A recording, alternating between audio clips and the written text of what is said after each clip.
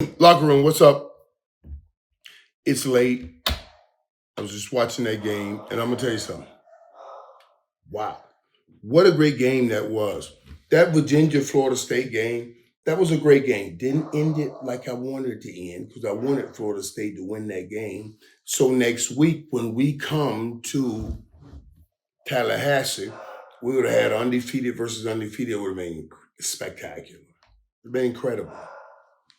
But kudos to Virginia for leaving that game. Came in 3-1, left 4-1. Florida State came in 3-0 and left 3-1. I so wanted to see Miami versus Florida State and both teams undefeated, fighting for first place in the ACC to take me back. 1987. Yeah. 1987, when we must have had 30 first round draft picks on the field at one time, and Florida State went up 19-3. And yes, yours truly hit him in the head.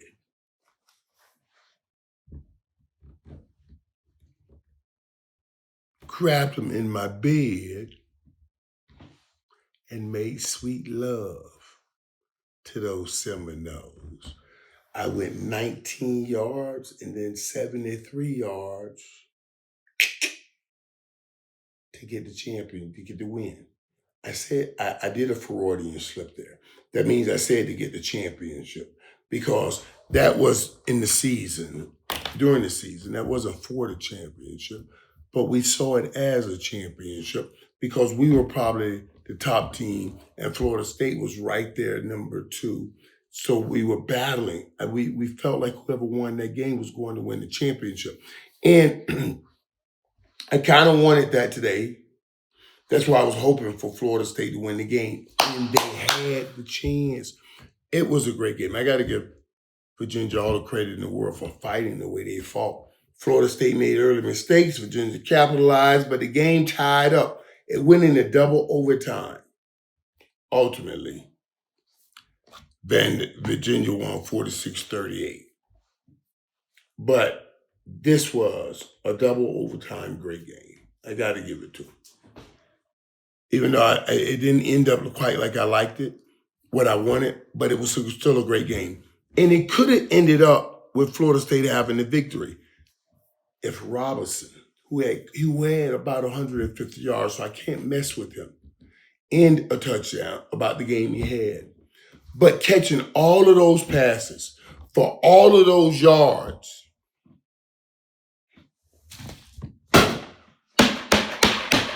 gets thrown in the garbage can if you don't catch that last pass. And Robinson, that last pass hit him right in the chest, right where he wanted, right where he needed. And he grabbed it. Oh yeah, ultimately he secured it, but he secured it too late. I want you guys to go look back. Go look up Michael Irvin scores touchdown versus Kansas City Chiefs and Dale Carter. I want to start doing this. Like, that play altered the game. And he did not make that play, even though Robinson had a great game. And I can't wait to see what Robinson at 6'6", 240 pounds do next week against my Miami team. So I'm gonna be there. But Robinson, because the position must be played with precision, accountability. Robinson made a great play, but he never secured the ball before going out of bounds. And whenever I see plays like that, I think back to when, what play did I have like that? What's for me in my mind, in my experience, and I have had a vast experience tantamount to that moment right there.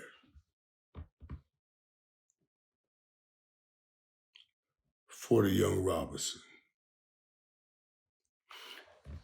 And the play I found, and the play in my mind that I remember was against the Kansas City Chiefs. I think it was 94, 95. Dale Carter. So just look it up. I always have punch it up because I'm old fashioned, but look it up. Michael Irvin scores touchdowns versus Chiefs in Dale Carter. And this play will come up. Exactly the play. Ball hits me in the chest, right in the corner of the end zone. But boom, I don't establish it. And it bounces back up. Dale Carter's hanging all over me. He falls off me. And I realized, and I noticed that Robinson realized, because we put one foot in and the second foot in. I realized that I'm coming to the end of the game. So you'll see in my video where I grab that ball, establish both feet right now while we inbound. And then I go out of bounds and spike it. I said when he did the play, I said, he must over-establish right there. This is not just some football play in the game. This is a play for the game. And Robinson, he had a hell of a game. He had about 150 yards and a TD. But you lose all of that when you lose that one pass. And you had a chance to just grab it and settle. Stop letting your inertia, your movement, the movement you have throwing, your inertia stop. You should have grabbed that ball, stopped. And said, damn it, I just did it. And then spiked it like I did against Kansas City. I'm going to tell you why Florida State lost that game, because Virginia Tech, when I watched this game, remember in the fourth quarter when Virginia, not Virginia Tech, when Virginia went for it on fourth down, they were going for it on fourth down. They said, we're going to make these plays, we're going for it on fourth down, and they did. And they handed the ball off. They went right up the middle. And then we flipped it, and Florida State got the ball back. And they went for it on fourth down. And they faked the dive, faked the handoff, and the quarterback ran and scrambled for the first down. I said right there, they're going to lose this game. You see, Virginia used power. Virginia used power. Florida State used trickery. That was the declaration for who should win this game. Power and physicalness will always beat trickery. I thought that was the turn. Florida State had a 4th and 1, and they dropped all the way back and threw the ball up for some hope play. You were capitulating in your mind, saying we're not physical enough to play with you, and we're hoping to come up with some trick shit to beat you. I already knew Virginia was going to win that game. And I was saying to myself, I just saw. I know everybody didn't see it. And everybody will talk about how great the game was. But I just saw Florida State break. I don't mean to rhyme because I'm no rapper. But I saw Florida State break. And though I wanted them to come in undefeated, I took solace in knowing we could break them. That physical team I saw play last week can break them. And even though I wanted them to win that game, when they come into this game, it's going to be a great game and everybody's going to be hyped. And Florida State, because they lost tonight, are going to play the best game they've ever played. But I watched Virginia run it down their throat. And I know every man that's inside those young men will say when they face Miami, not again. And especially not in our house, not on our watch. And Miami must go look the devil in the fucking eye and say, damn you, devil. You would not take my glory out of this story. And I'm going to be right there to make sure those dudes know I don't care what the results of Florida State and Virginia was. I don't care about how hot, how mad, how sad. I don't care about none of that shit Florida State's feeling.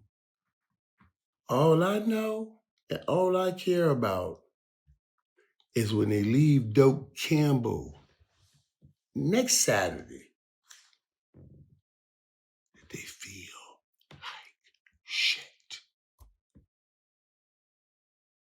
I want them to conjure up all of the moments Miami has taken over. And then give them a piece of peace and say, okay, we lost to Miami, but so did our forefathers and everybody else that came before us. Even our greats like the Deion Sanders lost to Miami.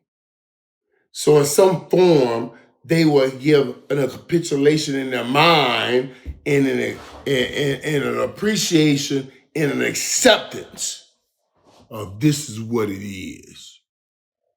We whoop y'all butts all the time and we gonna do it this time. Again, stop, Michael, let that go. I'm gonna let it go. But I give props to Florida State tonight because watching that game, that was a great game and I enjoyed it. I'm going to let that go at that. I want to give you guys right quick because I got to need some rest, get up tomorrow. I got to go to Houston. I got this big dinner tomorrow with this big family. And I'll watch some football over there. It is a bit of peace to know that, okay, Miami's game is in the bag. We'll see Florida State Saturday. We're not playing tomorrow, so we won't change our position. But we all watch Miami. We all watch FSU tonight lose to Virginia. And that touched us. God bless my peeps. My locker room. You are my survival kit. God bless.